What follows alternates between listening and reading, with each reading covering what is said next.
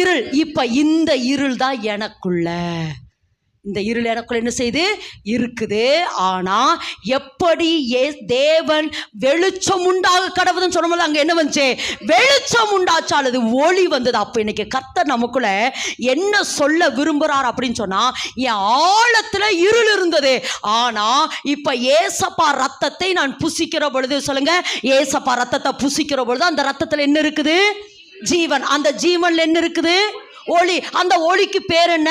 மெய்யான ஒளி. இப்ப மெய்யான ஒளி எனக்குள்ள இறங்க இறங்க இந்த பூமியில நான் பிரகாசிக்கிறவளாய் மாறுகிற, எந்த மனுஷனையும் பிரகாசிப்பிக்கிற மெய்யான ஒளி நானே. மெய்யான, ஆமா, ஏசப்பா சொல்றாரு, எந்த மனுஷன் இனி நான் பிரகாசிப்பேன். நல்லா சொல்லுமா, இனி நான் பிரகாசிப்பேன். எல்லாரும் வாய்களை தந்து, இனி நான் இருளுக்குள் இருக்க மாட்டேன், இருள் என்னை பற்றாது, இருள் என்னை மேற்கொள்ளாது, இருளுக்குள் நான் இருக்க மாட்டேன். ஆமென்.